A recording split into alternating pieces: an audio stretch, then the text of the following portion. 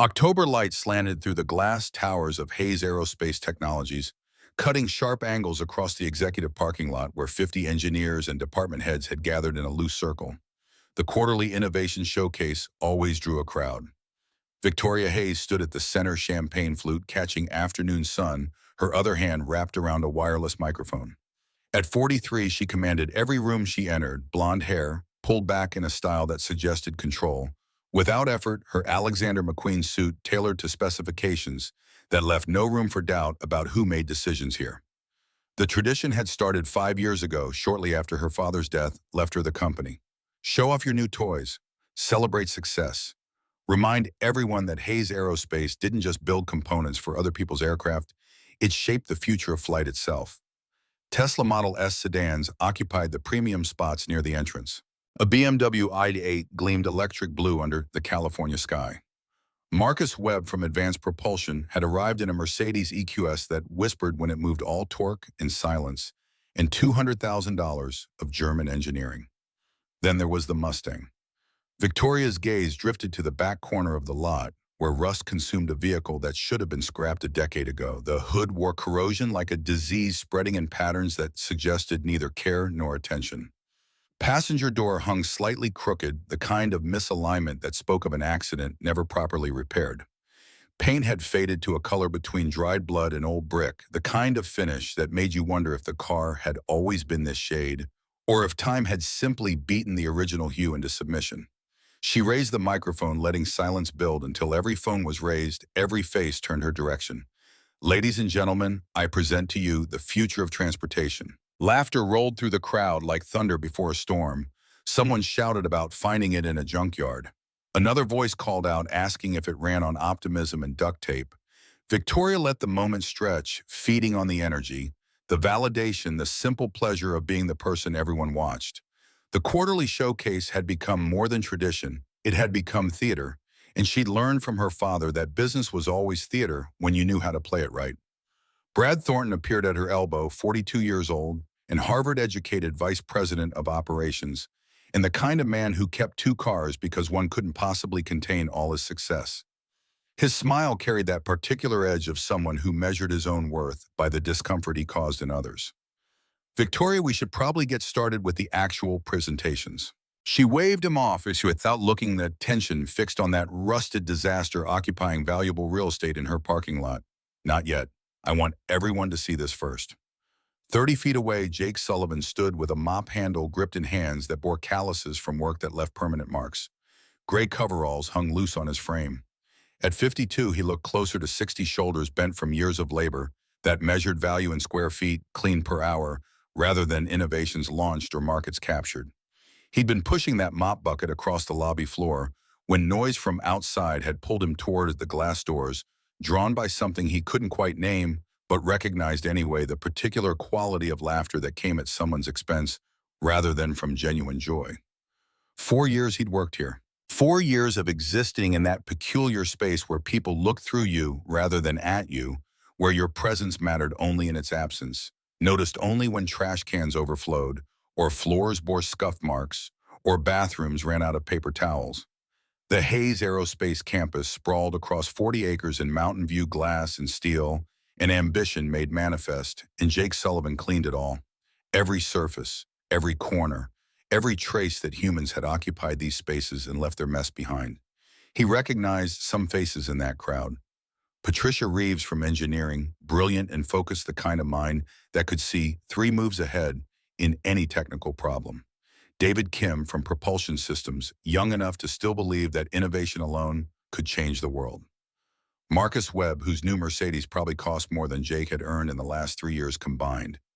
None of them had ever spoken to him. Why would they? He was furniture. He was infrastructure. He was the invisible machinery that kept their visible world functioning. Brad materialized beside him with the particular smile that meant trouble incoming.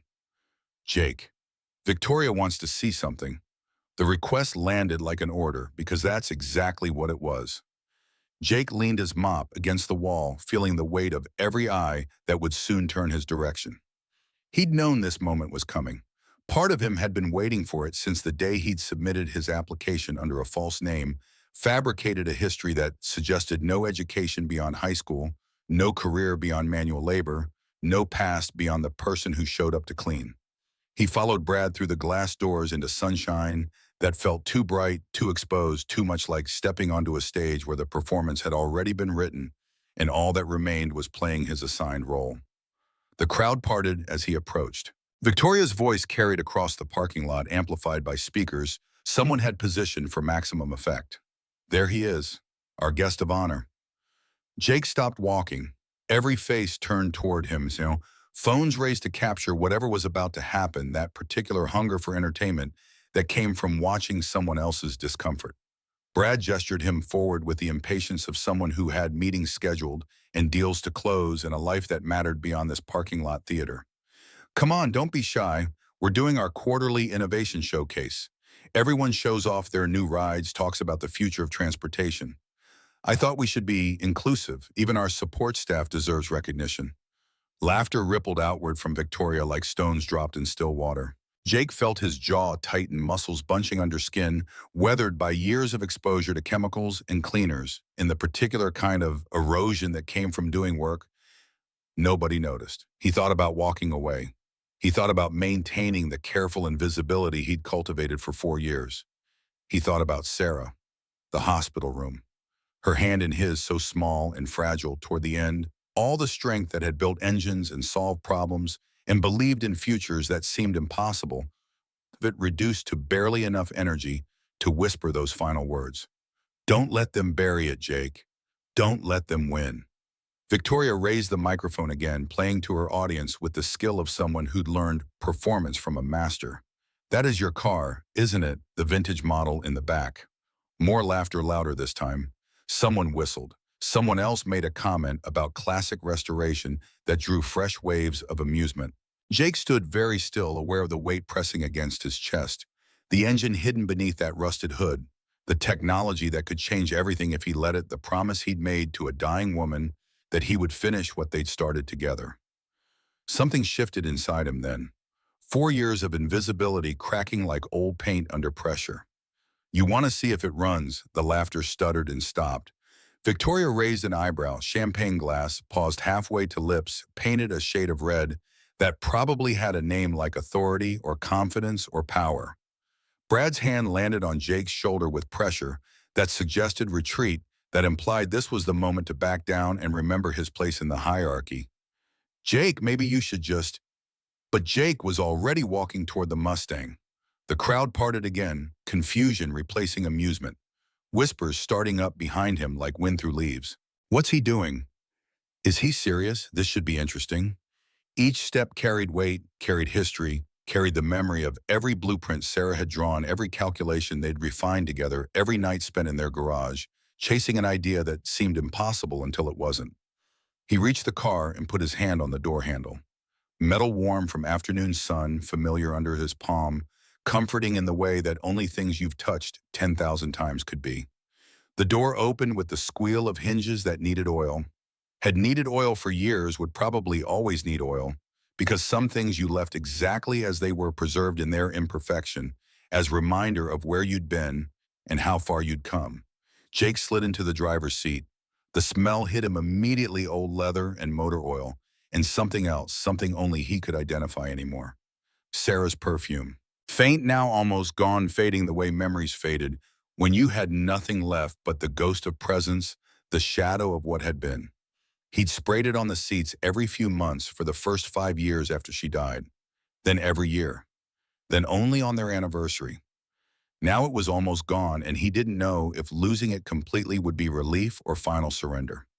His hands found the steering wheel, fingers settling into grooves worn by thousands of miles, by cross-country trips they'd taken when the engine was new and the world had seemed full of possibility, by lonely drives he'd taken after she was gone, and the world had seemed emptied of everything that mattered.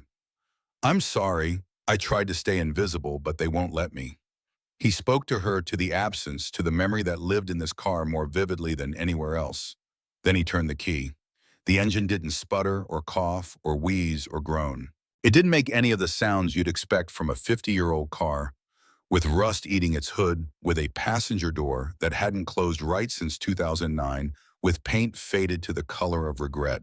Instead, it sang, deep, smooth, powerful a harmonic that rolled across the parking lot like thunder, like music, like nothing anyone in that crowd had ever heard come from a vehicle.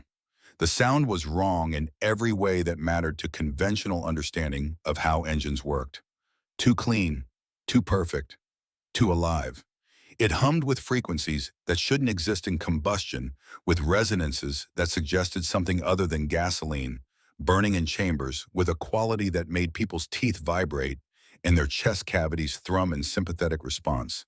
Jake revved the engine once. The sound built climbing in pitch and power, but maintaining that impossible smoothness, that perfect harmonic balance that defied every principle of mechanical engineering anyone at Hayes Aerospace had ever studied. He revved it again. Someone in the crowd made a sound that might have been disbelief or wonder or fear. He revved it a third time, letting the Aurora engine, Sarah's engine, their engine, the engine that had cost them everything, announce itself to the world that had tried to bury it. Then he killed the ignition. Silence fell across the parking lot like a curtain dropping. Jake stepped out of the car without looking at anyone, without acknowledging the stunned faces or dropped jaws or phones still raised to capture what had just happened. He walked back toward the building with the measured pace of someone who had just crossed a line he could never uncross, who had just revealed a secret he could never hide again, who had just started something that would end in ways he couldn't predict or control. Victoria's voice chased him, all the mockery stripped away, replaced by something raw and desperate. Wait, what was that? What kind of engine is that? Jake kept walking, through the glass doors, past the lobby he'd mopped this morning, down the hallway where his cleaning cart still sat beside the supply closet. He returned to his work without looking back, disappearing into invisibility one final time before everything changed. Behind him, the crowd stood frozen, staring at the rusted Mustang, like they'd just witnessed something impossible made real. Because they had. They just didn't know it yet. They didn't know about the 7 years of development. They didn't know about the stolen patents. They didn't know about Sarah's final words, or Jake's patient waiting, or the revolution that had been hidden in their parking lot for 4 years, disguised as failure when it was actually the future. Victoria stood at the center of the silent crowd, champagne forgotten microphone dangling from her hand. Her mind raced through every engine sound she'd ever heard, Ferrari, Lamborghini, McLaren military jets, that could break the sound barrier, experimental propulsion systems her engineers had tested in sealed laboratories with acoustic dampening. Nothing matched what had just rolled across this parking lot. Nothing even came close. Brad appeared beside her, his voice low and careful. Victoria, I know what it was. She cut him off sharply, awareness already forming that whatever had just happened wasn't entertainment, wasn't a joke, wasn't something to be laughed at and forgotten. That sound had been real. That sound had been impossible. And Jake Sullivan, the janitor she'd humiliated in front of 50 people, had just driven away with something that could change everything. The showcase continued, but Victoria barely paid attention. Marcus Webb showed off his Mercedes, explaining its electric drivetrain and regenerative braking with the enthusiasm of someone who'd spent $200,000 and needed to justify it. Patricia Reeves demonstrated her Tesla's autopilot features. David Kim talked about the hydrogen fuel cell prototype his team was developing. All of it felt hollow, now irrelevant, like watching people celebrate the invention of the wheel while someone else had just figured out how to fly. Victoria made her excuses before the presentations finished, retreating to her office on the 42nd floor, where floor-to-ceiling windows offered views across Silicon Valley and beyond. She poured herself 2 fingers of bourbon she didn't drink, standing at the window, replaying that sound in her mind, trying to understand what she'd heard. Her phone buzzed. Text from Brad, need to talk, important. She ignored it.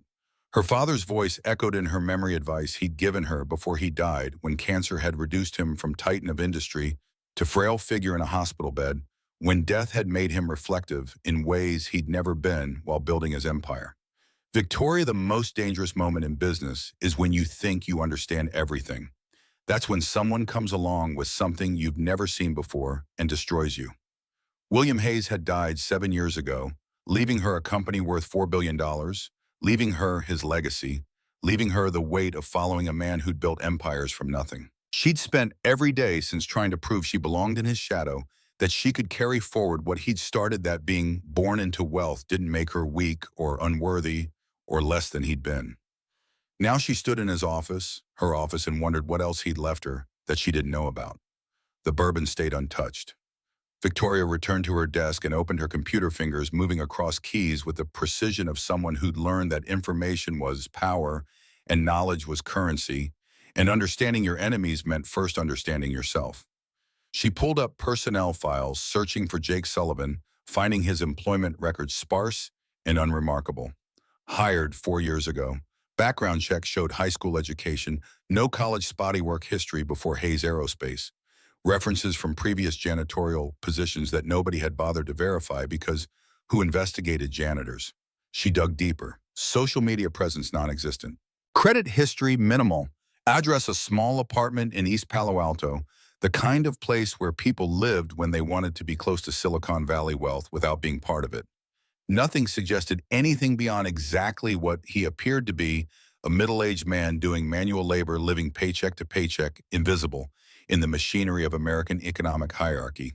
But that engine, that impossible, beautiful, wrong engine. Victoria closed the personnel file and sat back in her chair, mind racing through possibilities. Custom work by an enthusiast. Unlikely the sound was too refined, too advanced. Stolen military technology. Possible, but how would a janitor access classified systems? Something he'd built himself that raised questions about who Jake Sullivan really was beneath the gray coveralls and calloused hands. Her phone rang. Brad again. This time she answered. What? His voice came through, sharp with urgency. I've been asking around. Nobody knows anything about that car. Jake parks it in the same spot every day, drives it home every night, never talks about it. But Victoria, I did some digging on Sullivan himself, and he's not who he says he is. The background check we ran when he was hired, it was surface level. High school dropout, basic work history. But I started pulling threads. That high school doesn't have any record of him. Those previous employers, half of them don't exist anymore, and the ones that do have no employment records going back far enough. It's like he appeared 4 years ago out of nowhere. Victoria's pulse quickened. She stood and returned to the window, watching employees cross the campus below, tiny figures moving between buildings, all of them working toward futures they believed in, none of them knowing that their CEO was discovering something that could unravel everything. Find out who he really is. I don't care what it costs. I don't care who you have to hire. I want to know everything, where he came from, what he did before this, why he's here, what that engine is, and where it came from. Brad's hesitation carried across the line. Victoria, it's almost midnight. Maybe we should wait until I don't pay you to tell me when it's an appropriate time to work. I pay you to do what I need done when I need it done. Find out who Jake Sullivan is. Find out tonight. She hung up before he could respond, standing in darkness, broken only by the glow of computer screens and distant lights from buildings that never fully slept. Silicon Valley ran on ambition and fear, in equal measure ambition to build the future, fear of being left behind when someone else built it first. Victoria had always believed she understood both. Now she wondered if she'd been operating from a position of ignorance, blind to threats hiding in plain sight, right under her nose, cleaning her floors and emptying her trash while carrying secrets worth more than her entire company. Sleep didn't come that night. Victoria lay in her penthouse bedroom, 37 floors above San Francisco, staring at ceiling shadows cast by city lights that never quite went dark, listening to that engine replay in her mind like a song she couldn't forget. Every detail felt important. The smoothness of the sound, the harmonic complexity, the way it had sustained that perfect note without variation or degradation. The absolute certainty that what she'd heard was impossible and yet had happened anyway. She'd grown up around engines. Her father had started Hayes Aerospace as an auto parts manufacturer before pivoting to aerospace components.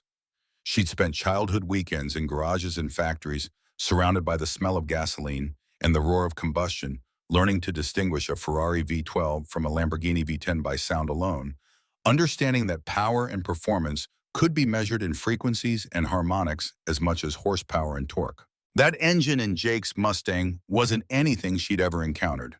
It suggested principles of operation that shouldn't exist: energy, conversion that defied thermodynamic law, efficiency that made every other engine ever built look like Stone Age technology by comparison.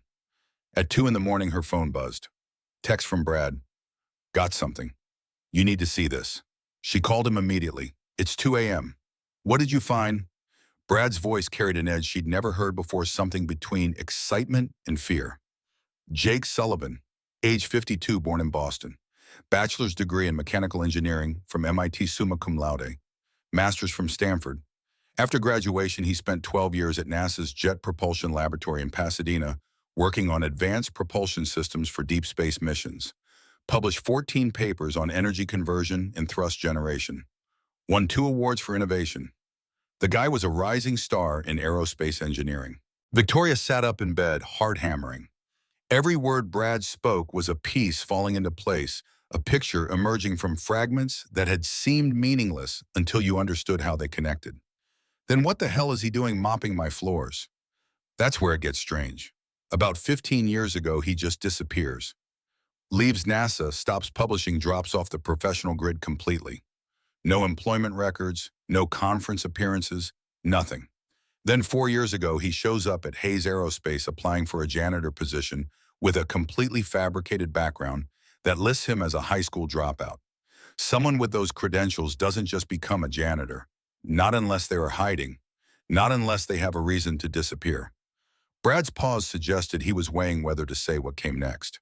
There's more. I found an old news article from 15 years ago, right before Sullivan left NASA. His wife died. Cancer. Her name was Sarah Sullivan. She was also an engineer, worked in the private sector. The article mentions they'd been collaborating on some kind of advanced propulsion system together, something about energy recycling and regenerative thrust. But there's nothing else, no patents filed, no follow-up research. It's like the whole project just vanished. Victoria's mind raced, connecting pieces that Brad couldn't see because he didn't know what she knew, hadn't stood in that parking lot and heard that impossible sound, hadn't seen the look in Jake's eyes when he'd walked away. Not triumph, not satisfaction, just sadness. Deep, bone-tired sadness that came from carrying weight too heavy to bear alone. Send me everything you found. Every article, every paper, every record. I want it all. Victoria, it's the middle of the night. Maybe we should... Now. She hung up and stood at her bedroom window looking down at San Francisco spread below her, like a circuit board. All lights and connections and power flowing through pathways most people never saw or understood. Her father had taught her that success in business came from seeing what others missed, from understanding that every system had hidden mechanisms that determined how things really worked beneath the surface appearance. Jake Sullivan had been hiding in her building for 4 years, working beside people who never noticed him, never questioned him, never looked past the gray coveralls to see who he really was. And all that time he'd been driving that car, that impossible car, with an engine that shouldn't exist, parking it in her lot where anyone could see it, but nobody understood what they were looking at. The files arrived at 2:47 a.m. Victoria read through everything Brad had sent her, bourbon finally consumed as she absorbed details of a life she'd never imagined. Jake Sullivan's academic record was exceptional, top of his class at MIT, breakthrough research at Stanford on energy conversion efficiency, rapid advancement at NASA, where his work on ion propulsion systems had contributed to 3 successful deep space missions. The man had been brilliant, connected, on track for a career that would have made him one of the most important figures in aerospace engineering. Then Sarah got sick. The articles about her death were sparse, clinical, in the way local news coverage always was when dealing with personal tragedy that didn't involve scandal or celebrity. Sarah Sullivan, 41, lost her battle with ovarian cancer, survived by her husband Jake. Memorial service at a community center in Pasadena. Donations requested to cancer research in lieu of flowers. Nothing about the propulsion system they'd been developing. Nothing about revolutionary technology or stolen patents or destroyed careers. But Victoria knew how to read between lines, how to see what wasn't said as much as what was. The timing was too perfect. Sarah died. Jake disappeared. The propulsion research vanished. Something had happened that forced a brilliant engineer into hiding, into abandoning everything he'd built, into becoming invisible in the one industry where he should have been famous. She opened a new search looking for Hayes Aerospace patents filed around that time period. Her father's company had been smaller, then still focused primarily on aviation components, rather than the aerospace empire it would become. She filtered by propulsion systems, by energy conversion, by anything that might connect to what Jake and Sarah had been working on. There. Patent application filed 14 years and 7 months ago. Applicant Hayes Aerospace Technologies. Inventors listed William Hayes and a team of engineers whose names Victoria didn't recognize. Title: Regenerative Thrust System with Closed-Loop Energy Recapture. The abstract described a propulsion mechanism that recycled its own energy output, creating a self-sustaining power cycle that could theoretically operate without continuous external fuel input. Victoria read the patent 3 times, technical language washing over her as she tried to understand what it meant, what it implied, what it revealed about her father and his company, and the foundation everything had been built upon. The filing date was 6 months after Sarah Sullivan's death, 6 months after Jake had disappeared from NASA. She pulled up more patents, found another one filed 8 months after Sarah died. Harmonic energy distribution and regenerative propulsion systems. Another 10 months later, thermal management for closed-loop thrust generation. All of them filed under Hayes Aerospace. All of them listing William Hayes and his engineers as inventors. None of them mentioning Jake or Sarah Sullivan. Her hands were shaking. Victoria set down her phone and walked to the bathroom, splashing cold water on her face, looking at herself in the mirror. Blonde hair loose around her shoulders, eyes red from lack of sleep, skin pale in fluorescent light. She looked like someone who just discovered something they wished they could unknown, like someone standing at a crossroads where every direction led somewhere they didn't want to go. Her father had built Hayes Aerospace on those patents. The regenerative propulsion systems had been the breakthrough that allowed the company to win contracts with Boeing and Lockheed Martin and the Department of Defense.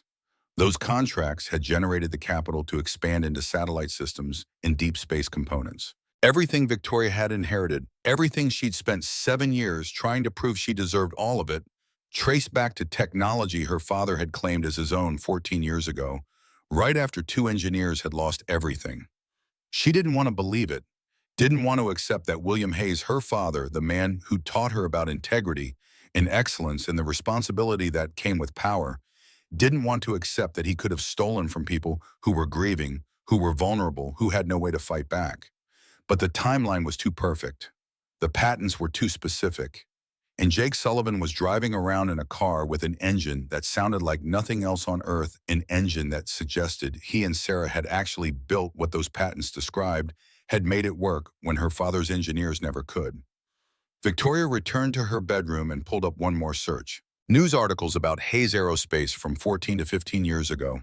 She found them scattered across business journals and trade publications, stories about William Hayes's unexpected pivot into advanced propulsion, about breakthrough patents that positioned a mid-sized company for major aerospace contracts, about a visionary leader who saw the future before anyone else. One article quoted him directly, words she could almost hear in his voice. Innovation requires vision and determination. You have to be willing to take risks that others won't take to pursue ideas that seem impossible until someone makes them real. The hypocrisy burned. Her father had taken risks, all right, risks with other people's work, other people's dreams, other people's lives. He'd pursued ideas that seemed impossible because he'd stolen them from people who'd already made them real. Dawn broke over San Francisco while Victoria sat at her desk, surrounded by evidence of a crime she couldn't prove and a betrayal she couldn't escape. Her father was dead. Jake and Sarah's work had been buried for 14 years. And now Jake was here working in her building, driving that car in her parking lot, waiting for something Victoria was only beginning to understand. She called Brad at 6:15 a.m. His voice was thick with sleep and probably resentment at being woken for the second time in one night. Victoria, I just went to bed. I need surveillance footage. Every camera in the parking lot. I want to see what Jake does with that car when no one's watching. Brad's hesitation suggested he was weighing the request against whatever remained of his ethical boundaries or his need for sleep. You want me to spy on the janitor? I want you to do your job. Get me that footage. Today. She hung up before he could argue, standing at her window as sunrise painted the city in shades of orange and gold, light spreading across buildings that looked clean and new in early morning glow, hiding all the dirt and corruption and compromise that happened in shadows.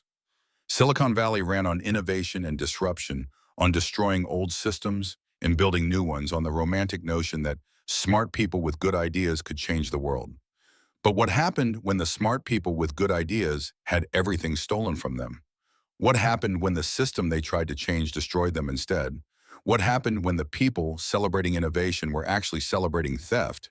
Victoria had no answers. She only had footage arriving at 6:00 p.m. that evening, delivered to her office on a secure drive while the building emptied for the weekend. She locked her door and watched a lone computer screen, casting blue light across her face as cameras showed her what had been happening in her parking lot for the past month. The first clips were unremarkable.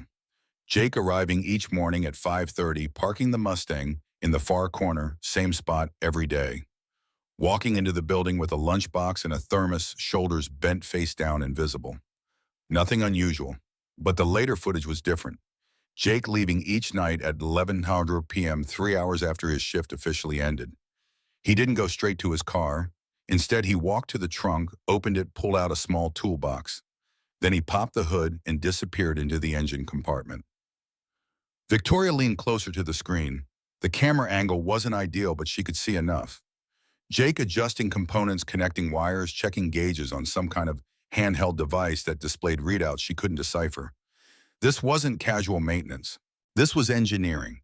This was someone who knew exactly what they were doing, who worked with the precision that came from deep expertise, who treated that rusted car like it was the most important thing in the world. She fast-forwarded through 3 weeks of footage. Same pattern every night.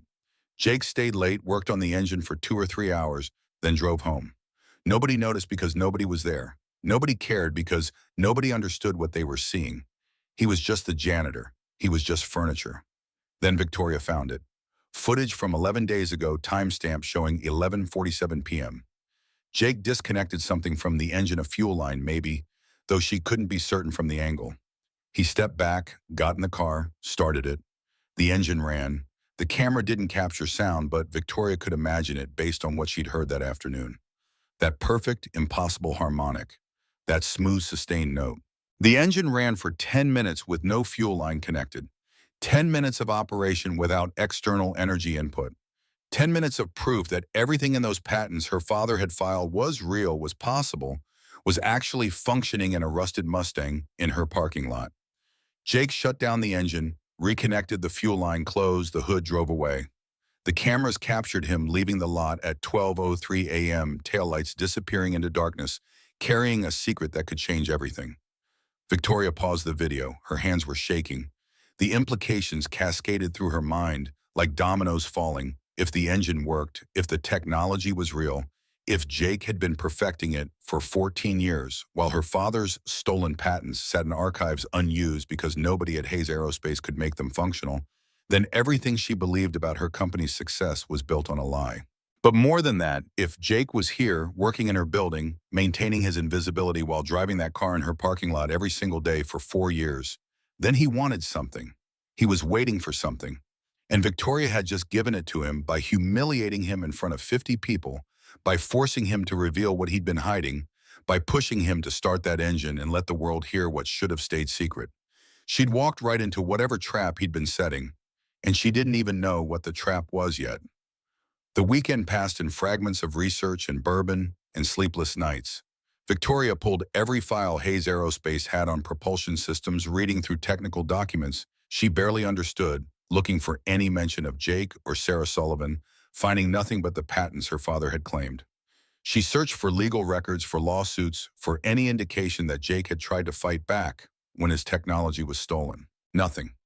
It was as if Jake and Sarah had simply disappeared after she died, as if they'd chosen to vanish rather than fight, as if they'd decided that some battles weren't worth the cost. Monday morning arrived cold and gray. October rain washing the parking lot clean, making everything look new and temporary and fragile. Victoria sat in her office at 7:00 a.m., coffee untouched, staring at her phone, knowing what she had to do and hating every part of it. She called HR. "I need Jake Sullivan in my office, now." The HR director's voice carried professional caution. "Ms. Hayes, Jake is scheduled to start his shift at 8:00. Perhaps we could.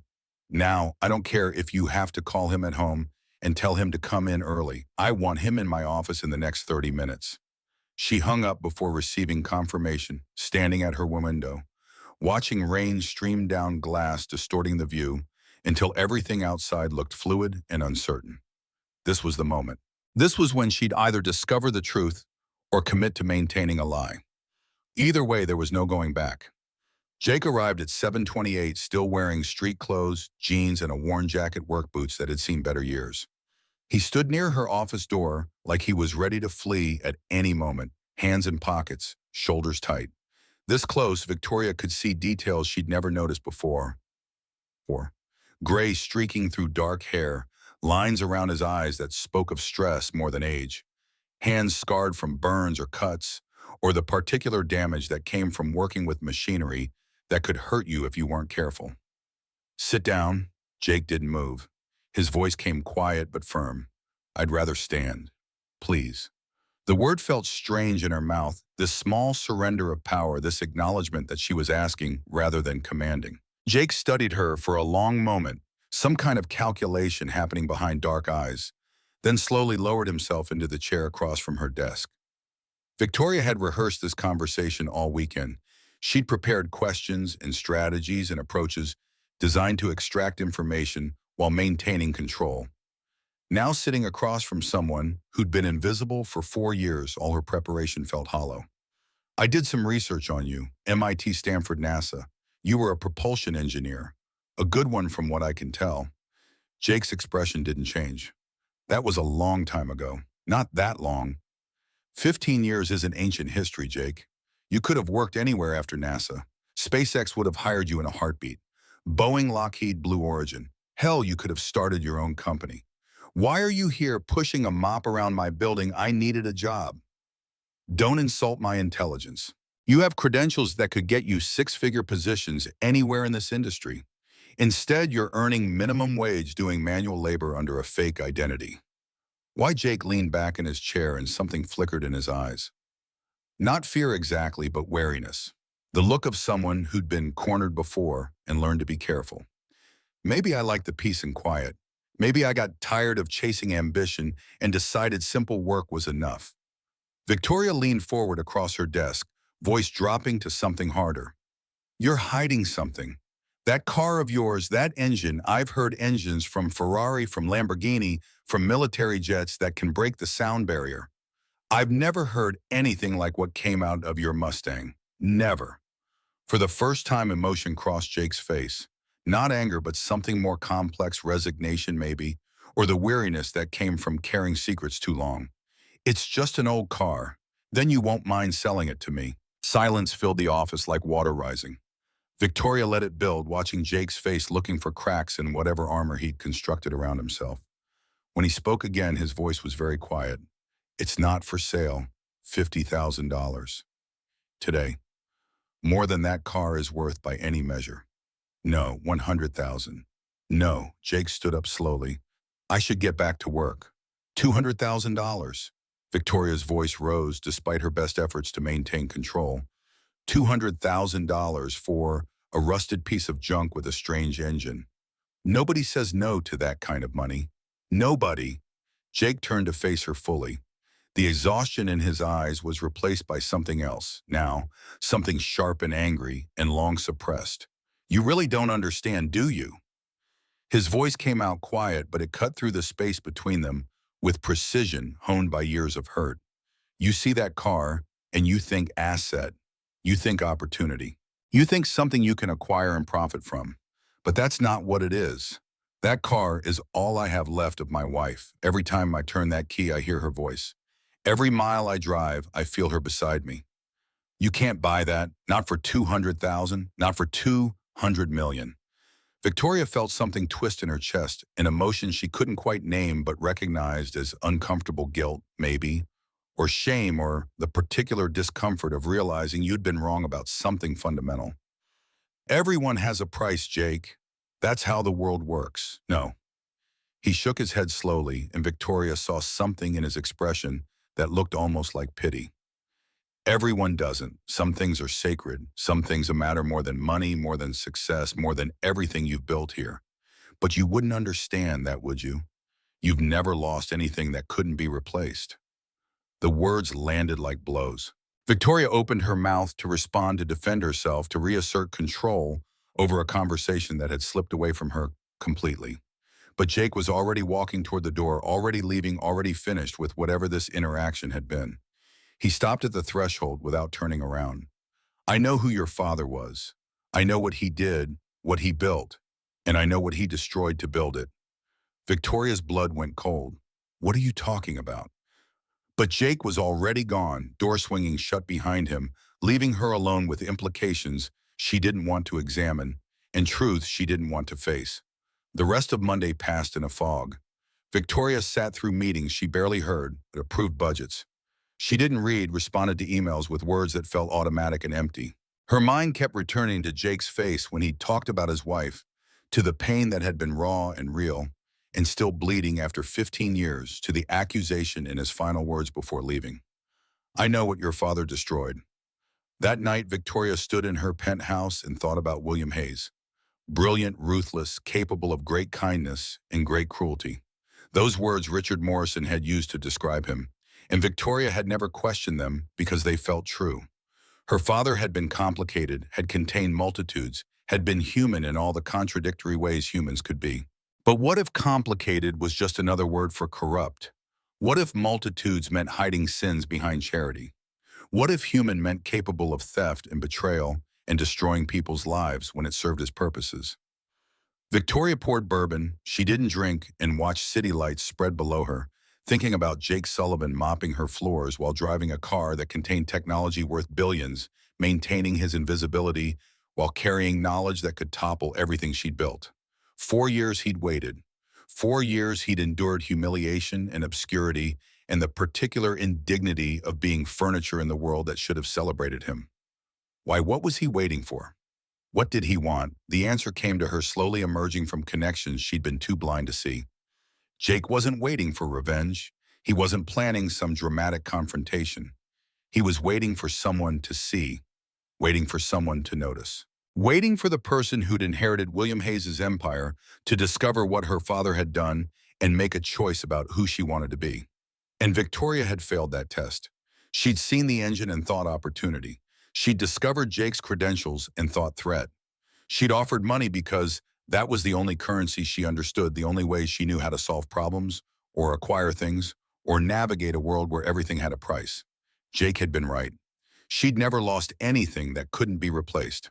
Money, position, even the company, all of it was replaceable because all of it was external, built on foundations someone else had laid, inherited rather than earned. She'd never built something with her own hands, never created something that existed only because she'd made it exist, never understood what it meant to pour yourself into work that mattered more than profit or success or legacy. The decision came to her at 3:00 a.m. while she stood at her window, sleepless and sick with understanding she couldn't escape.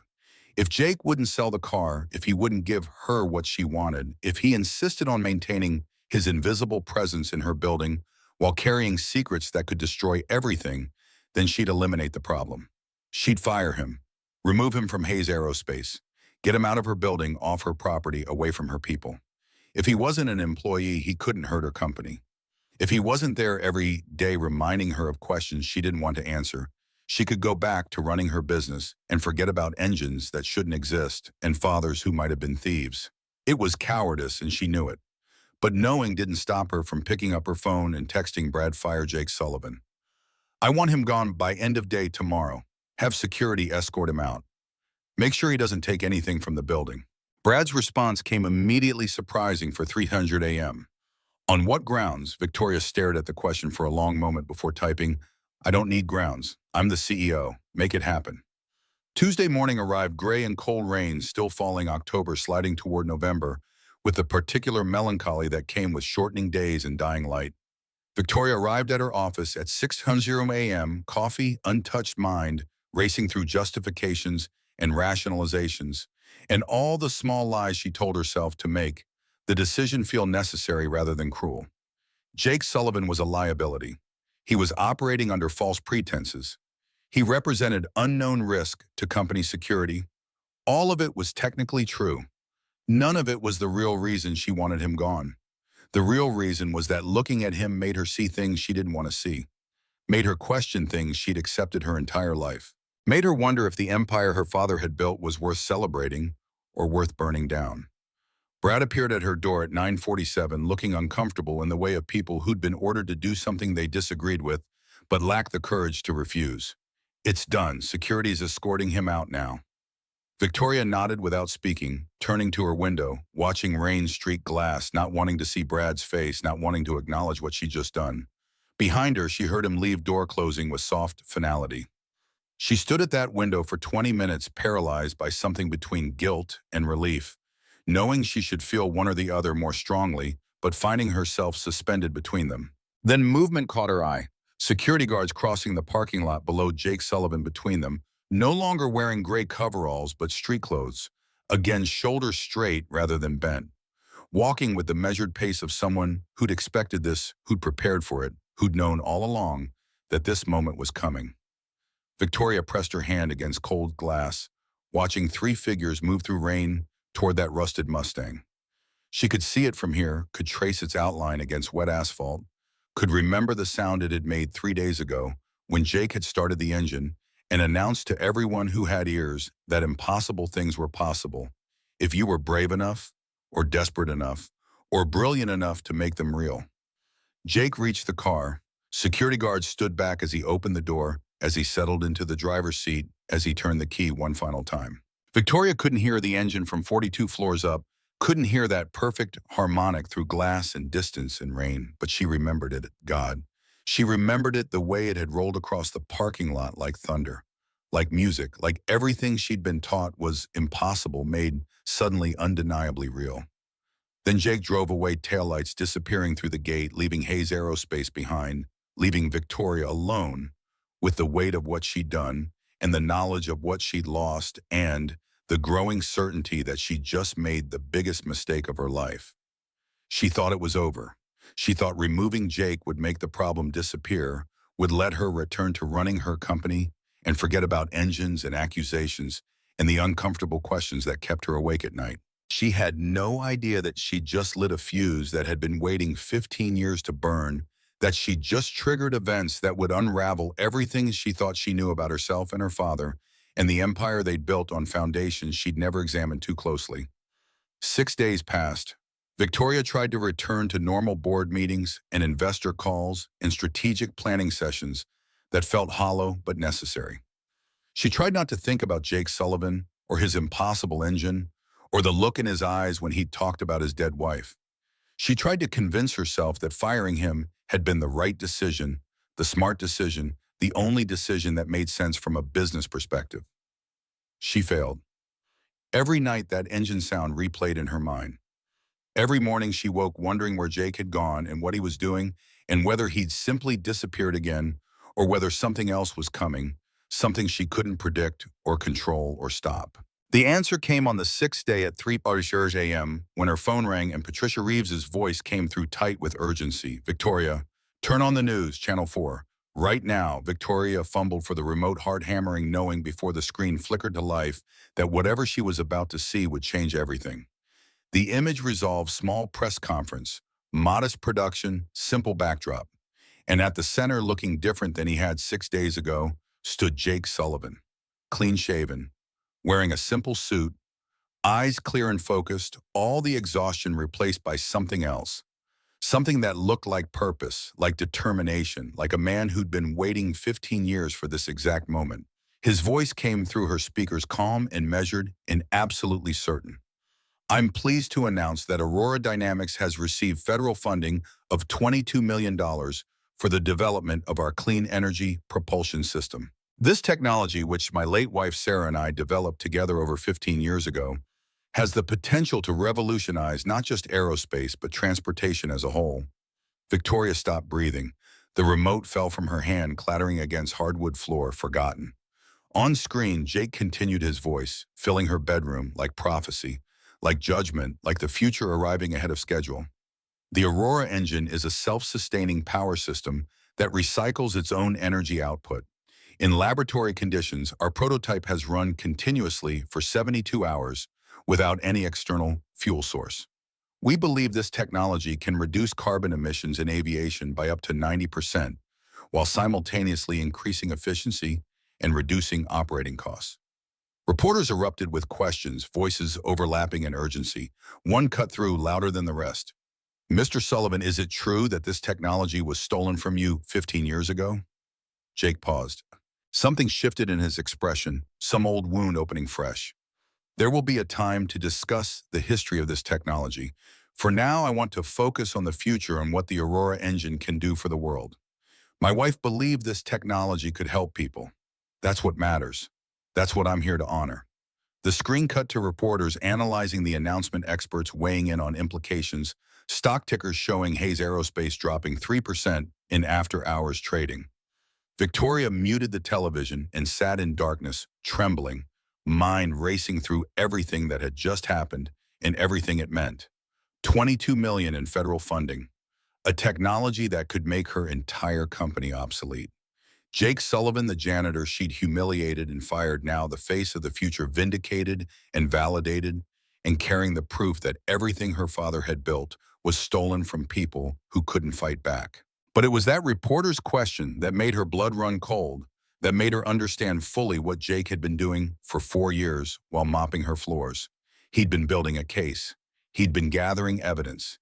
He'd been waiting for the right moment to reveal that Hayes Aerospace, the empire her father had built, the legacy she'd inherited, all of it was founded on theft. Victoria picked up her phone with hands that wouldn't stop shaking and dialed Richard Morrison. He'd been her father's oldest friend, had been there at the beginning, had helped William Hayes build the company from nothing. If anyone knew the truth, it would be him. He answered on the third ring, voice thick with sleep and probably bourbon. "Victoria, do you know what time it is? Tell me about Jake Sullivan." Silence stretched across the line like a wound opening. Victoria gripped the phone so hard her knuckles turned white. "Richard, tell me about Jake Sullivan. Tell me what my father did." More silence. Then a long, heavy sigh that carried the weight of years and regret and secrets that had festered too long in darkness. "How much do you know?" "I know Jake worked at NASA. I know he had a wife who died. I know he developed a technology that someone stole from him 15 years ago. What I need to know is whether that someone was my father." The silence that followed felt like it would never end, like time had stopped, like the whole world was holding its breath, waiting for an answer Victoria both needed and dreaded. When Richard finally spoke, his voice was very quiet. "I think you better come to my house. There are some files your father left with me, files he never wanted you to see." Victoria drove through pre-dawn darkness, the highway empty except for delivery trucks and insomniacs, her Mercedes cutting through rain that hadn't stopped since Jake's termination. Richard Morrison's mansion sprawled across 2 acres in Atherton, the kind of property that declared wealth without announcing it, old money preferring privacy to spectacle. She'd been here countless times as a child, running through gardens, while her father and Richard discussed business over cigars and whiskey, never imagining that those discussions might include decisions that would haunt her decades later.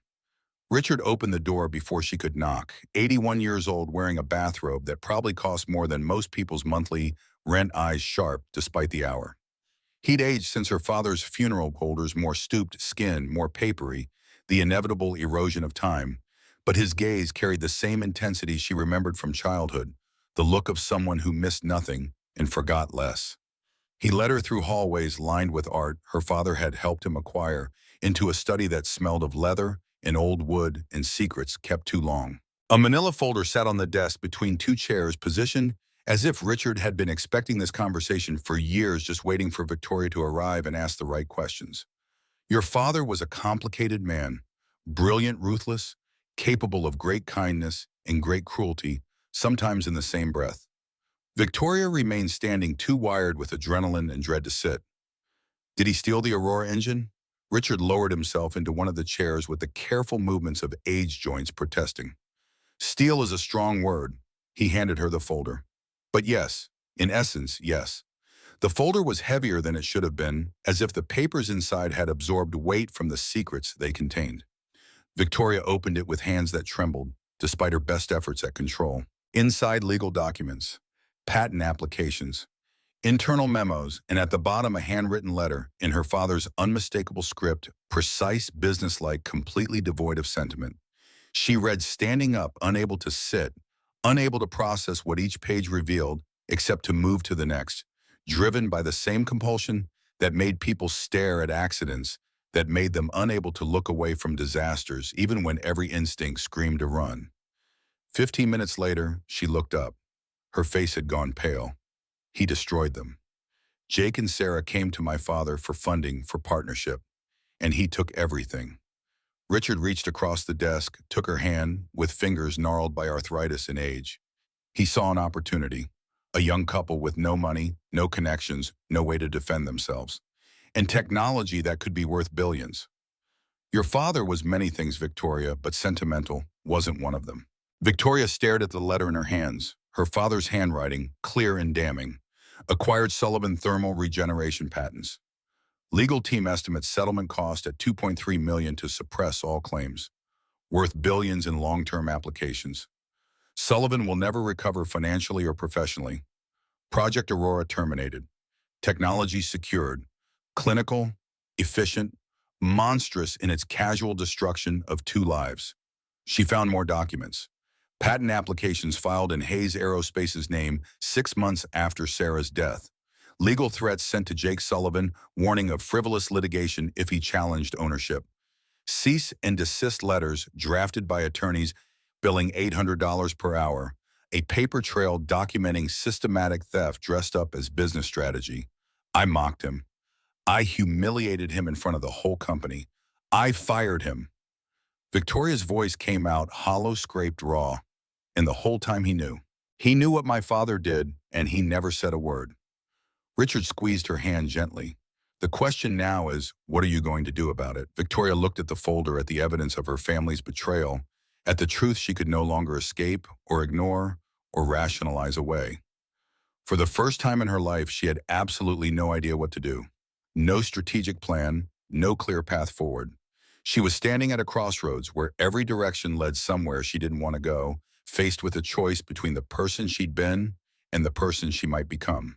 The sun rose through Richard's study windows while she sat there reading every document over and over, looking for some detail that might change what it all meant, finding nothing but confirmation that her inheritance was built on stolen dreams and destroyed lives.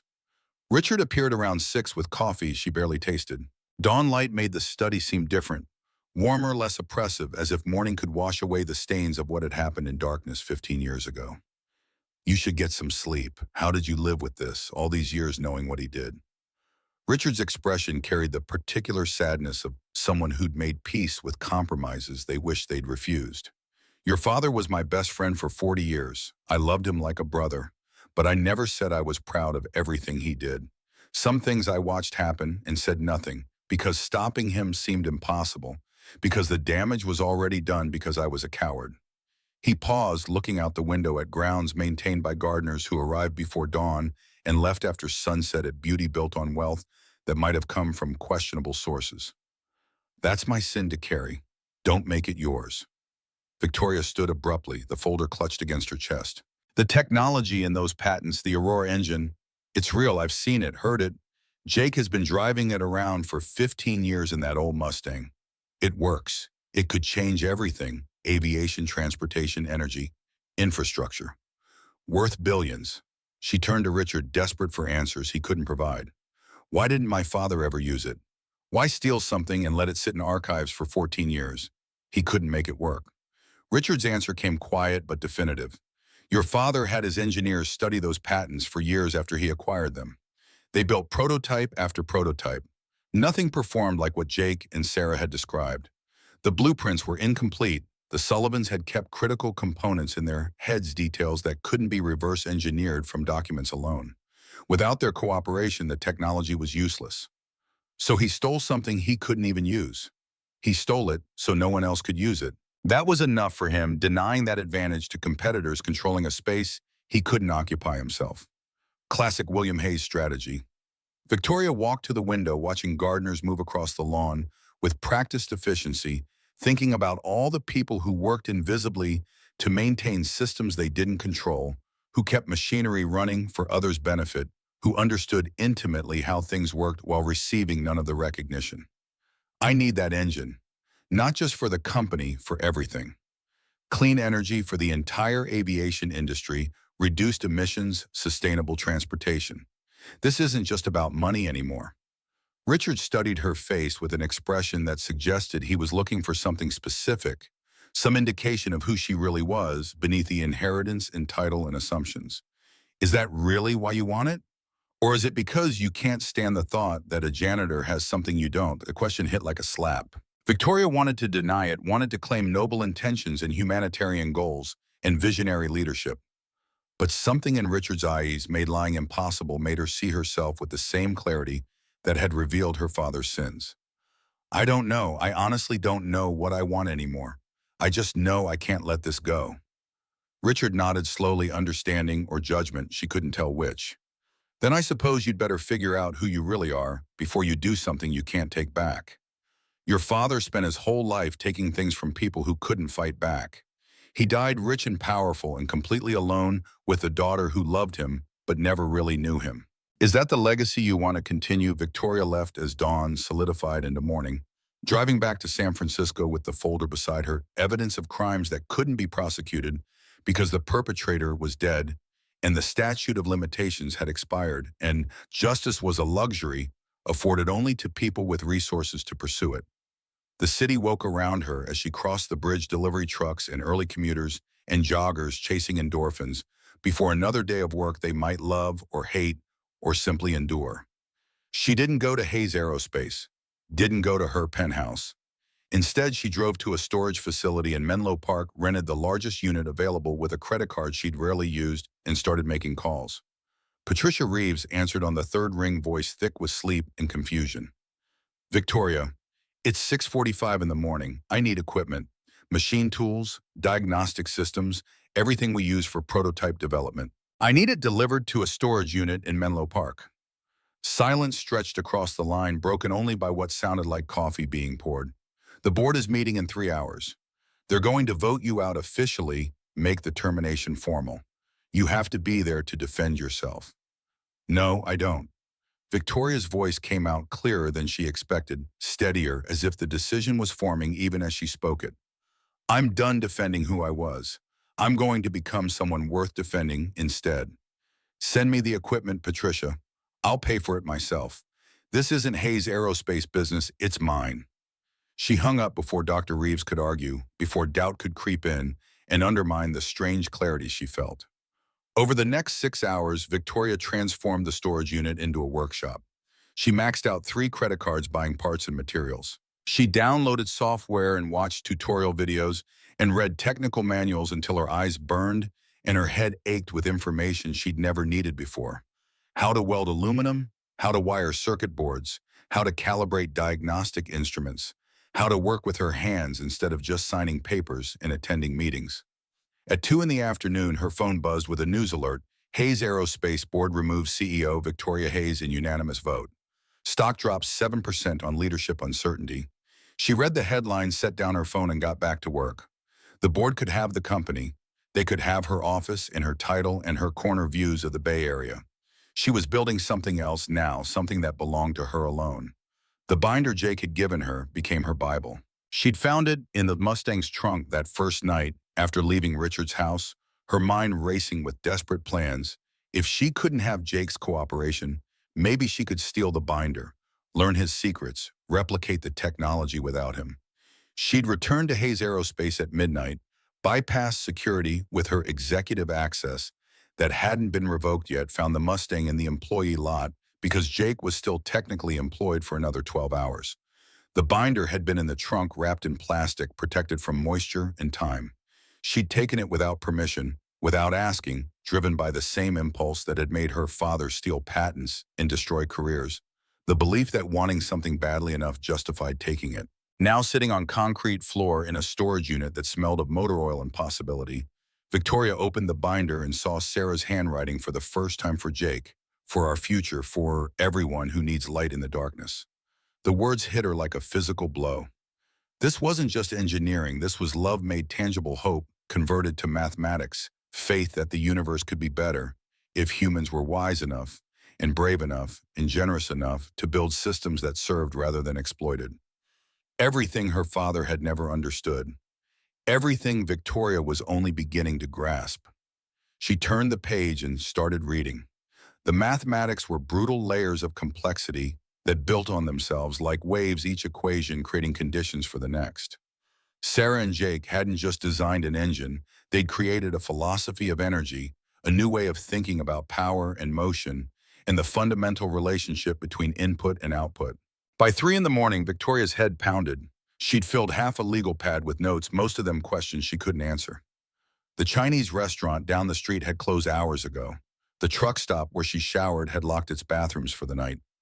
She was alone with Sarah's handwriting and Jake's diagrams and the growing understanding that this technology was so far beyond anything she'd studied that attempting to recreate it was probably insane. She kept reading. Around 5, she found a section labeled Core Principles in Jake's handwriting. The Aurora engine is not about creating energy from nothing that's impossible. It's about respect, respecting the energy that already exists, capturing what would otherwise be lost, treating waste as opportunity. Sarah always said the universe doesn't have a scarcity problem. It has a wisdom problem. We throw away more than we use. The Aurora changes that. Victoria read those words 3 times, her tired brain struggling to process what they meant, not just technically, but philosophically. Respecting energy that already exists, treating waste as opportunity. She thought about her own life, the energy she'd wasted on appearances and competition, improving herself to people whose approval meant nothing. The opportunities she'd thrown away because they didn't fit her image of success. The relationships she'd burned because maintaining them required effort she wasn't willing to give. She'd been living like a wasteful engine, losing more than she used, letting everything valuable slip through her fingers while chasing metrics that didn't measure anything real. The first prototype took 8 days to build. Victoria's hands, so accustomed to signing documents and shaking hands at cocktail parties, developed blisters that burst and bled and reformed as calluses. She burned herself twice with the soldering iron. She hit her thumb with a hammer hard enough to turn the nail black. She spent one entire night crying in frustration when a circuit board she'd assembled over 12 hours turned out to be wired backward, completely useless, a testament to her incompetence. But she kept going. She slept on an air mattress in the corner of the storage unit. She ate takeout from the Chinese place when she remembered to eat it all. She showered at the truck stop 3 blocks away, avoiding mirrors because seeing herself hair unwashed, skin pale, eyes red-rimmed, meant confronting how far she'd fallen from the polished executive who'd run a $4 billion company 6 weeks ago. On day 8, she connected the power cell to her prototype with hands that trembled from exhaustion and fear and desperate hope. She'd followed Sarah's diagrams, exactly double-checked every connection, verified every specification. It should work. It had to work. She needed it to work with an intensity that went beyond ambition or pride into something more primal, the need to prove she could build instead of just create, instead of just inherit, earn, instead of just possess. She turned on the prototype. It ran for 4 seconds before the energy loop collapsed and the whole system overheated, smoke rising from components that had cost $3,000 and represented 80 hours of work. Victoria sat on concrete floor, staring at the wreckage, feeling failure settle into her bones alongside exhaustion and hunger, and the dawning understanding that this might be impossible, that she might not be smart enough or skilled enough or worthy enough to achieve what Sarah and Jake had spent 7 years perfecting. She went back to the binder, read the section on energy loop stabilization 3 more times, found a notation in Sarah's handwriting. She'd missed before the key is patience. The system needs time to find its rhythm. Don't force it, guide it. Don't force it, guide it. Victoria thought about how she'd lived her entire life, forcing, demanding, taking, pushing, never guiding, never waiting, never trusting anything to develop at its own pace. She'd forced her way through business school, forced her rise through Hayes Aerospace's ranks, forced employees to meet impossible deadlines, forced herself to be the daughter her father wanted, rather than discovering who she actually was. She rebuilt the prototype, took her time, paid attention to the rhythm Sarah had described. When she connected the power cell again, she didn't slam the switch. She eased it, gently coaxing rather than commanding, guiding rather than controlling. The engine ran for 30 seconds, then 45, then a minute and 12 seconds before it failed. Progress. 3 weeks into her exile, Richard Morrison found her. He stood in the doorway of the storage unit, staring at the chaos inside: scattered tools, failed prototypes, the sleeping bag in the corner. The woman who had run a $4 billion company, now wearing stained coveralls with hair pulled back in a ponytail, held together with a rubber band. My God, Victoria, what have you done to yourself? She didn't look up from the circuit board she was soldering. I'm learning how to destroy your life. The board has frozen your assets pending investigation. Your accounts are locked. You're living in a storage unit like you're homeless. I'm not homeless. I'm working. Richard walked closer, stepping carefully around debris on the floor. He picked up the binder, flipped through pages covered in Sarah's handwriting and Victoria's desperate notes, set it down again with the reverence due to sacred texts. He gave you this, Jake Sullivan. He's testing me. If I can build the engine, he'll know I'm serious about changing.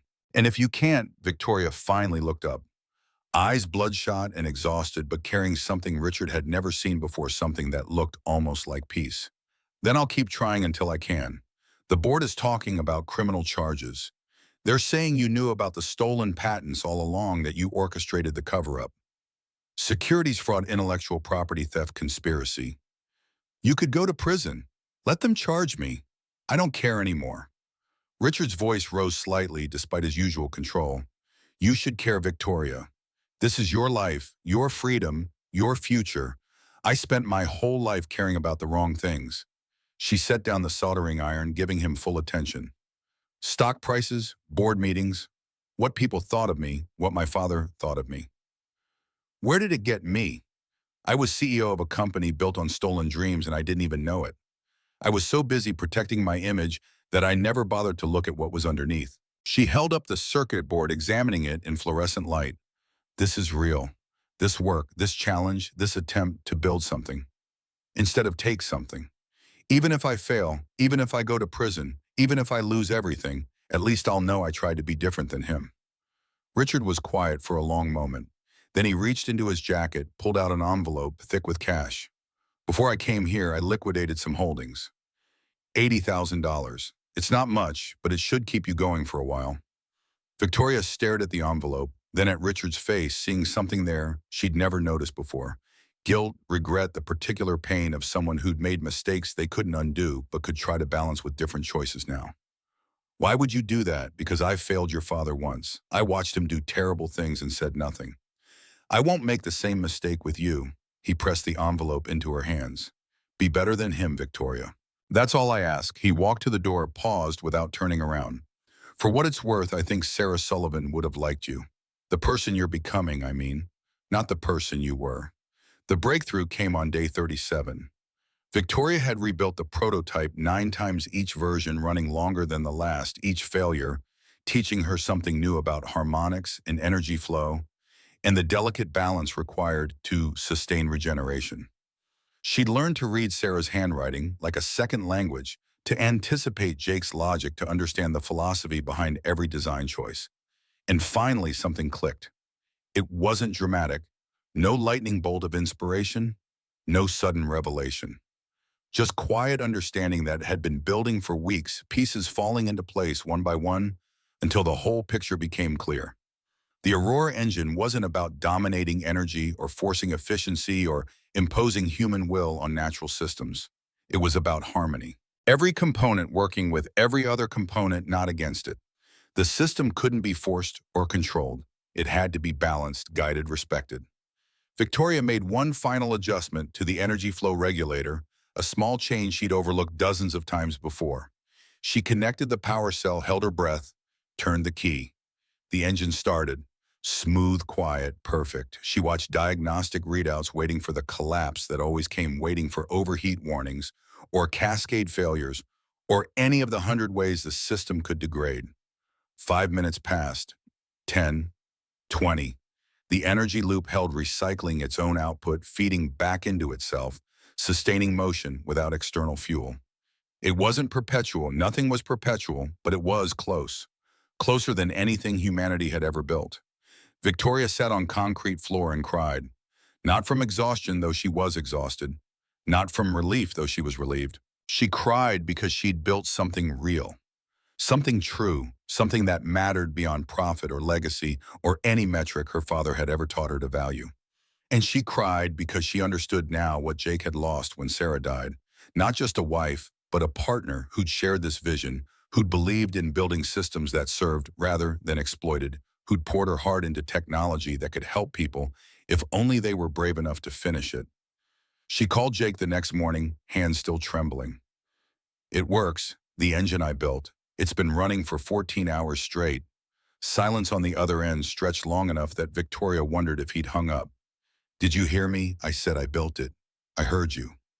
Jake's voice was strange guarded, carrying emotions Victoria couldn't identify. "You actually did it. I want to show you. I want you to see that I understand what you and Sarah created, not just the mechanics, the meaning behind it, the philosophy. I want you to know I get it now. Why does that matter to you? Because I need you to see that I'm not my father. I need someone to believe that people can change, that I can change." More silence. Then his voice came back softer but still careful. "Where are you?" She gave him the address of the storage unit. "I'll be there in 2 hours. Don't touch anything." Jake arrived exactly when he said he would, driving the Mustang that had started everything. He walked into the storage unit without speaking, eyes moving across the chaos, failed prototypes in the corner, tools scattered across workbenches, the binder lying open to a page covered in Victoria's handwritten notes trying to decode Sarah's brilliance. Then he saw the engine still running, that smooth, quiet hum filling the space like music or prayer, or proof that impossible things became possible when you refused to quit.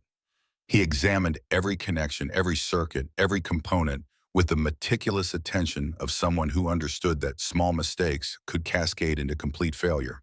He checked readings, ran his own diagnostics, monitored the system for degradation. 15 minutes passed in silence that felt heavier than any conversation. Finally, he turned to face Victoria. "How long did this take you?" 37 days. "And you built it alone?" "No help from anyone, just the binder and a lot of failure." Jake looked back at the engine and Victoria saw his hands trembling slightly. "This configuration, the adjustment you made to the flow regulator, it's not in the binder." Victoria nodded carefully. "I know. I figured it out on my own based on something Sarah wrote about harmony. I realized the original design had a small imbalance in the feedback loop. The change corrects it." Jake stared at her in a way that made Victoria's chest tighten. "You improved it. You actually improved our design. I didn't mean to. I was just trying to make it work." "No," Jake shook his head slowly, something like wonder creeping into his voice. "Sarah and I spent 7 years on this engine. We knew that imbalance was there but couldn't figure out how to fix it. And you found the answer in 37 days. He walked to the binder, picked it up, flipped through pages, slowly looking at Victoria's notes and calculations and questions written in margins alongside Sarah's original text. She would have liked this. Sarah. She would have liked seeing her work continue, seeing someone else understand what we were trying to do. I wish I could have met her. So do I. Jake set down the binder, turned to face Victoria fully. "You know what she told me once, right before she died? She said the Aurora engine wasn't just about energy, it was about faith. Faith that the universe gives us what we need if we're wise enough to accept it. Faith that waste can become wealth and loss can become gain." He paused, tears gathering in his eyes. "She said that someday the right person would find our work and carry it forward. Someone who understood that technology isn't about power, it's about service." Victoria felt her own tears burning. "I'm not sure I'm that person." "No, you're not. Not yet." Jake's voice was gentle now, almost kind. "But you might be becoming her. And that's more than I ever expected." He reached out his hand. Victoria stared at it, not understanding. Then Jake spoke again, and the words landed with the weight of everything that had come before. "I need a partner. Aurora Dynamics is growing faster than I can handle alone. Federal grant is just the beginning. We've got interest from airlines, from governments, from companies worldwide. I need someone who understands the technology, who believes in the mission, who has skills to navigate the business side. You want me to work with you. I want to give you a chance to prove who you are. Not your father's daughter, not the CEO who fired me, but the woman who spent 37 days in a storage unit destroying her hands and her pride just to understand what two people built out of love." Victoria looked at his hand, rough, callous, the hand of someone who'd lost everything and refused to surrender. She thought about her own hands, blistered, now scarred, transformed by work that mattered. She took his hand and shook it. "I'll work harder than anyone you've ever met. I'll do whatever it takes to earn this. I know you will. Jake released her hand, walked toward the door. At the threshold, he stopped and turned back. Shut down the engine and pack your things. You start tomorrow. He paused one more time. And Victoria, thank you for giving me the chance, for believing I could change.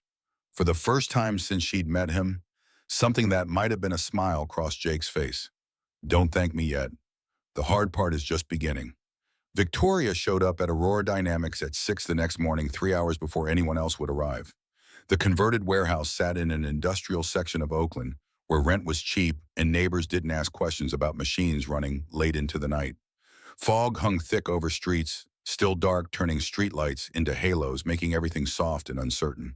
She pulled her jacket tighter against the cold and sat on concrete steps outside the locked door waiting. Her Mercedes looked out of place here, gleaming luxury surrounded by pickup trucks and work vans. She'd thought about selling it, adding the money to what Richard had given her, but decided against it. The car was a reminder of who she'd been useful for maintaining perspective, for remembering that transformation was a process rather than a single decision. Sleep hadn't come last night either. Her mind kept racing through what she'd agreed to, what it meant to work for someone she'd humiliated, to build something with a man whose life her father had destroyed. Every time she closed her eyes, she saw Sarah's handwriting in that binder, those careful notes filled with hope that had outlived the woman who wrote them. The Mustang pulled into the lot at 6:47 engine sound, distinctive even from a distance, that smooth harmonic that announced itself without shouting power, contained and controlled. Jake got out, stopped when he saw her on the steps. You're early. I couldn't sleep. That'll pass. He walked past her and unlocked the door. Morning light catching gray in his hair that seemed more pronounced than it had 2 months ago, as if the press conference and federal funding and sudden visibility had aged him in ways poverty and obscurity never had. Come on, I'll show you where you'll be working. The workshop looked different in early light, quieter, more intimate spaces between equipment, feeling like possibility rather than emptiness. Victoria followed Jake through the main floor past workbenches where prototypes sat in various stages of completion, past diagnostic equipment that hummed even when idle, to a small office in the back corner, barely large enough for a desk and 2 chairs. This was supposed to be a supply closet, but we needed space. You'll share it with our CFO when we hire one. Victoria looked around at the metal desk, scarred with use, the ancient computer that probably ran software from a decade ago, the single window overlooking the parking lot. The smallest office she'd ever occupied, smaller than the bathroom in her penthouse. It's perfect. Jake raised an eyebrow in a way that suggested skepticism. You used to have a corner office with views of the entire Bay Area. I used to be a lot of things. Victoria set her bag on the desk, meeting his gaze without flinching. What do you need me to do? For the next 3 months, Victoria learned what it meant to build something from nothing.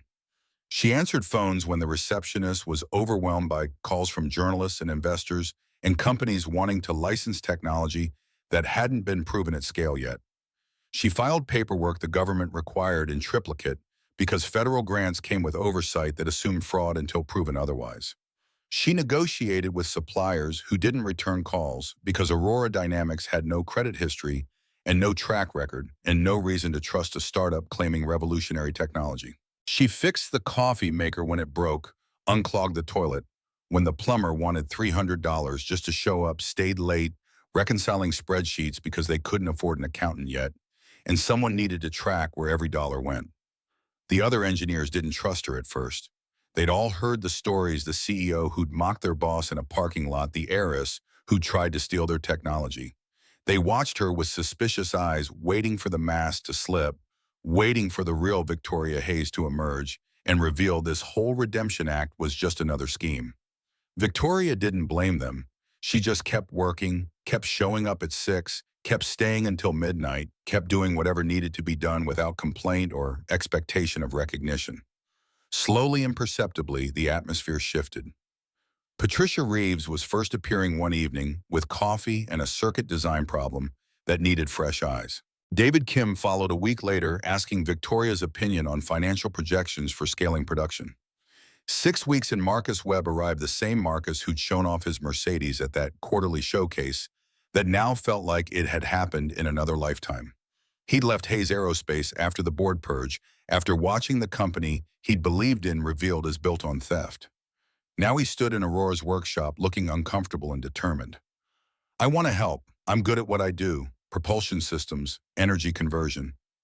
I know you have no reason to trust me, but I'm asking anyway.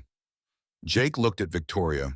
She'd earned that, the acknowledgement that her opinion mattered, that decisions here were made together rather than imposed from above. Everyone deserves a chance to choose who they become. Victoria spoke to Marcus, but the words were for herself too. You start Monday.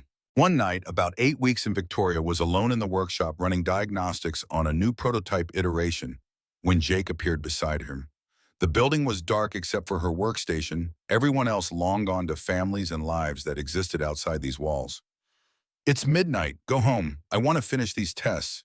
The Boeing meeting is in 3 days. The tests can wait. Jake's voice was gentle but firm. You've been here since 6 this morning. You've been here since 6 every morning for 8 weeks. When's the last time you slept more than 4 hours? Victoria tried to remember and couldn't. Days blurred together into work and exhaustion, and the constant pressure of proving herself worthy of the second chance she'd been given.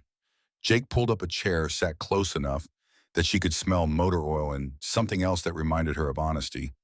You're going to burn out. Then you'll be useless to everyone, including yourself. I can't stop. Victoria's voice cracked despite her best efforts. Every time I slow down, I think about what I did, what my father did. I think about how many years you lost because of us, how Sarah died without seeing her work recognized. I can't just go home and pretend everything's okay. Jake was quiet for a moment. Then he started talking, voice soft in the darkness. Let me tell you something about Sarah. When she was dying, when we both knew she only had weeks left, I wanted to spend every minute at her bedside. I wanted to hold her hand and tell her I loved her and make up for all the time we'd lost fighting your father. He paused and Victoria saw something raw in his expression. You know what she said? She said if I sat there watching her die, I would die too. Not physically, but inside. She made me promise to take breaks, to eat meals, to sleep, to live. Victoria felt tears on her cheeks but didn't wipe them away. She said guilt is just another form of selfishness. When we punish ourselves, we're making everything about us, our pain, our redemption, our story. But real change isn't about punishment, it's about service. Taking the energy we'd waste on guilt and using it to help someone else. How do you do that? How do you stop feeling guilty for something that can never be fixed? You don't stop feeling it, you just learn to carry it differently. Jake stood up stretching. Like the engine, you don't eliminate waste, you transform it, you turn it into something useful. Victoria looked at the prototype on the bench, smooth curves of the housing, precise arrangement of components. Sarah's design improved by Victoria's hands, carried forward by Jake's faith. I don't know if I can do this. Be the person you need me to be. Neither do I, but I'm willing to find out. He walked toward the door, stopped halfway. Go home. Get some sleep. Come back tomorrow, ready to transform your waste into something useful. Something shifted between them that night. Not romance yet, but the foundation that would make romance possible. The understanding that they were both carrying weight too heavy to bear alone, that maybe together they could distribute the load. The Boeing meeting changed everything. Catherine Wells arrived with 3 senior engineers, all of them carrying the particular skepticism of people who'd heard too many promises about revolutionary technology that never materialized. They'd read Aurora's projections, reviewed the federal grant documentation, studied patents that showed brilliant theory, but offered no proof of practical application.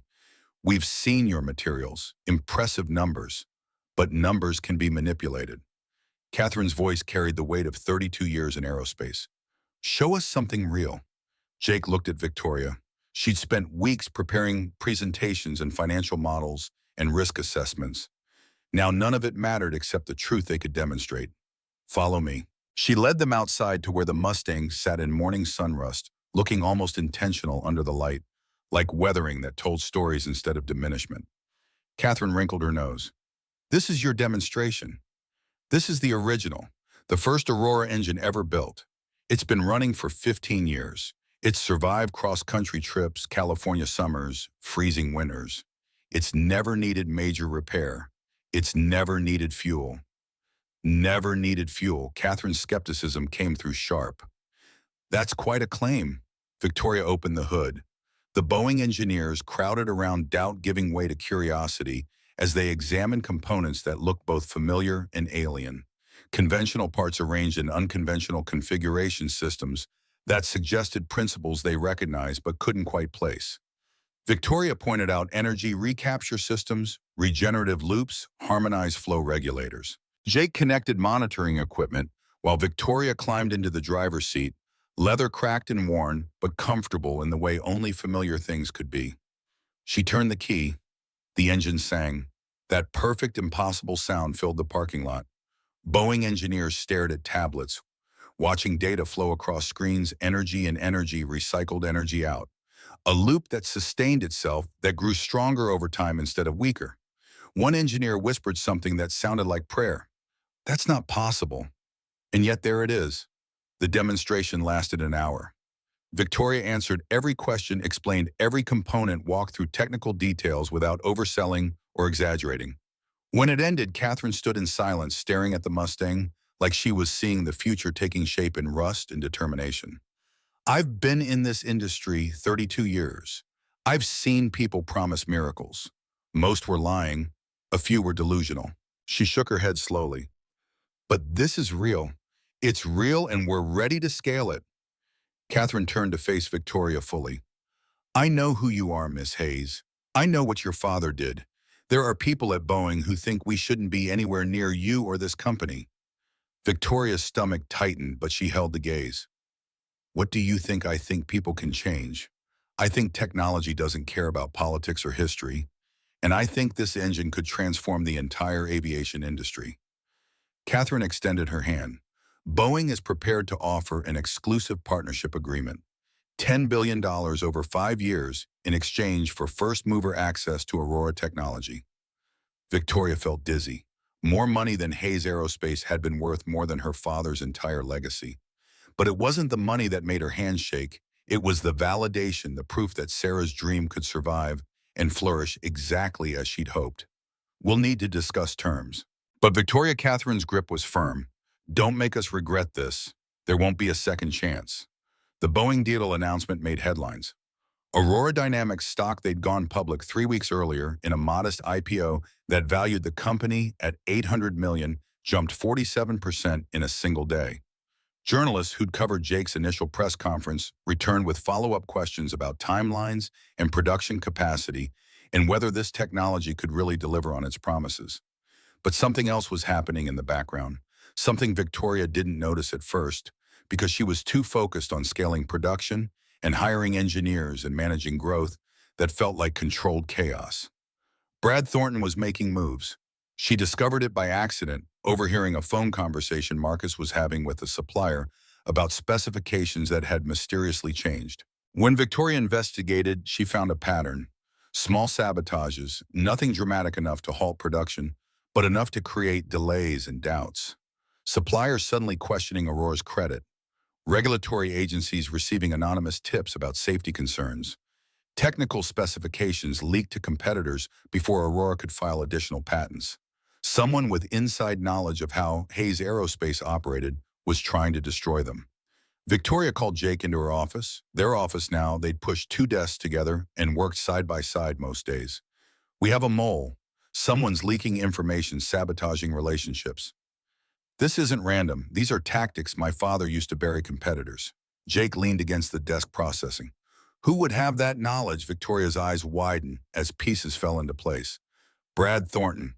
He was my father's right hand 15 years ago. He knew about the stolen patents, helped orchestrate the cover-up. When I exposed everything, I made him vulnerable. They set a trap. Fake technical meeting where Victoria mentioned a breakthrough that didn't exist, a new energy recapture mechanism that could increase efficiency by 30%. That night, they watched security footage as Brad broke into the workshop, photographed documents, planted malware on computers they'd left deliberately accessible. The next morning, Victoria walked into a Hayes Aerospace board meeting, uninvited Jake, beside her tablet in hand, containing evidence they'd gathered over 3 weeks once they'd started looking. The current board people who'd voted her out, who'd frozen her assets, who'd talked about criminal charges, looked up in shock as she entered without announcement. I'd like to introduce someone who was there from the beginning. She played the footage, showed documents, laid out email trails, and offshore payments Brad had been receiving from companies trying to steal Aurora's secrets. Brad tried to deny it, voice rising. This is ridiculous. You're desperate, trying to deflect from your own failures. These are your emails to a Chinese competitor. These are payments from offshore accounts. You helped my father steal from Jake Sullivan. And when I tried to make it right, you tried to destroy us. Security was already moving. Board members sat stunned as Brad was escorted out, his face red with rage, and something that might have been fear. Your father would be ashamed of you, Victoria. Good. Her response came cold and clear. I'm ashamed of him too. That's the difference between us. After Brad's arrest, the remaining Hayes Aerospace Board approached Victoria with a settlement offer. They would license Aurora technology, pay royalties, provide resources for research and development. The company that had stolen the engine would now pay for the privilege of using it. Money that would fund research for years. Money that transformed theft into restitution. But something else was happening too. Something quieter, but just as important. Emma Sullivan and Lily Hayes had encountered each other at Aurora Dynamics one afternoon when Victoria's daughter had shown up after school looking for her mother. Emma was 14, serious and curious, carrying her mother's intelligence and her father's determination. Lily was 12, sensitive and watchful, desperate for attention. Her mother had been too busy to give before everything changed. They bonded over shared experience, the strangeness of having single parents who worked too much, the loneliness of homes that felt empty, the confusion of watching their parents transform. It's weird, right? Lily spoke first, voice tentative. My mom working with your dad. Emma shrugged in that teenage way of pretending not to care about things that mattered deeply. Yeah, but weird isn't always bad. Your mom works harder than anyone I've seen. And she talks about my mom like she really cares. Victoria was walking past when she heard their voices. She stopped hidden, listening. Does your dad hate my mom? Emma considered carefully. I don't think so. I think he's scared. Scared of trusting someone again. Scared of letting someone new into our lives. It was just him and me for so long. My mom's scared too. Lily's voice was so quiet Victoria almost couldn't hear. She's different now. She smiles more. Real smiles. I haven't seen her like this since Dad died. Victoria felt tears burning. She'd been so focused on redemption and work that she hadn't realized how much Lily had been watching, hoping, waiting for her mother to come back from wherever she'd been lost. That night, Victoria went home early for the first time in months. Found Lily doing homework with headphones on. Knocked gently. Lily pulled off the headphones, surprise crossing her face. You're home, I am. Want to get dinner? Just us. No work, no phones. Lily's smile was like sunrise. Really, really. And I'm sorry I've been absent. I'm sorry I made you feel invisible. That ends now. They went to the small Italian place Lily loved, the kind of restaurant Victoria never would have chosen before because it didn't impress anyone important. They talked about school and friends and Lily's fear that she wasn't enough. Victoria held her daughter's hand across the table. You are more than enough. You've always been enough. I was just too blind to see it. But I see you now and I'm never looking away again. Meanwhile, Jake was having a similar conversation with Emma in their apartment, eating Chinese takeout from containers on the couch that had been Sarah's favorite. I like Victoria. Emma spoke carefully, knowing this territory was complicated. I know what her father did, but she's not him. She works harder than anyone and she talks about mom like mom mattered. Jake was quiet for a long moment. She does matter. And yes, Victoria is different. She's trying very hard to be different. Emma hesitated, then pushed forward. Dad, you haven't been happy in a long time. Not really happy, but lately you smile more. You laugh. Is that because of her? Jake looked at his daughter, this girl becoming a woman who saw too much and understood even more. Maybe. I don't know. I haven't felt this way since your mother, and I don't know if I'm allowed to. Mom would want you to be happy. She told me that once when she was sick. She made me promise that if you ever found someone who made you feel alive again, I'd be okay with it. Emma's eyes were shining. I'm okay with it, Dad. More than okay. I think Mom would have liked Victoria. Not who she was, but who she's becoming. The next time Jake and Victoria were alone in the workshop working late on prototype refinement, they reached for the same tool simultaneously. Their hands touched. Both froze. Neither pulled away. Victoria Jake's voice was barely above a whisper. I know this is complicated. It's not complicated. It's terrifying. I haven't felt this way since Sarah, and I don't know if I'm allowed to. You're not taking anything I'm offering. If you want it, if you think you're ready. Victoria looked at him. This man she'd humiliated, whose life her father had destroyed, who'd given her a second chance when no one else would. I don't know if I'm ready, but I don't want to run from it either. Jake leaned in slowly, giving her time to pull away. Victoria didn't pull away. Their lips met, gentle and tentative and full of promise. When they parted, both had tears. Was that okay? That was more than okay. 2 weeks later, Emma and Lily executed their plan. They'd been conspiring, these daughters who recognized what their parents were too scared to admit. Emma called Jake, saying Victoria needed to discuss Boeing contracts over dinner. Lily called Victoria, saying Jake wanted input on technical specifications. Both arrived at the restaurant to find their daughters sitting at a table grinning. "Surprise, we made you a date." Emma's voice carried satisfaction and mischief. "You two need to stop being scared and just admit you like each other." Lily added her contribution. "You both deserve to be happy, and we want to be a family. A real family." Jake and Victoria looked at each other, then at their daughters, then back at each other. Jake started laughing first. Victoria followed. They sat down at the table, and the four of them had dinner together, talking and laughing and building the foundation of something new. That dinner became weekly, then twice weekly. Then Jake and Emma were at Victoria's house more often than their apartment. Then Victoria was keeping a toothbrush at Jake's place. Then the question wasn't if they were together, but when they'd make it official. 6 months after the Boeing deal, Jake asked her to marry him. No ring, no elaborate proposal. Just the two of them in the workshop late at night, covered in grease, having solved a difficult engineering problem together. "Marry me, not because you owe me anything. Marry me because when I look at you, I see someone worth building a future with. Someone who understands that the best things are the ones we create together." Victoria said yes without hesitation. Emma and Lily, who'd been eavesdropping from the office, came running out, screaming with joy. The wedding was small, close friends and family only. Richard Morrison walked Victoria down the aisle, tears streaming down his ancient face. Patricia Reeves was there, having left Hayes Aerospace to join Aurora full-time. Emma and Lily served as joint maids of honor, wearing matching dresses they'd picked out together. Jake's vows were simple. "Sarah taught me that love isn't about holding on to the past. It's about having the courage to build something new. Victoria, you've shown me that people can change that. Broken things can be repaired. I promise to spend every day helping you become who you want to be." Victoria's vows came through tears. "Jake, you gave me a second chance when I didn't deserve one. You taught me that real value comes from what you build, not what you inherit. I promise to spend every day honoring Sarah's legacy and creating our future." 10 months after the wedding, the first commercial flight using Aurora engine technology took off from San Francisco International.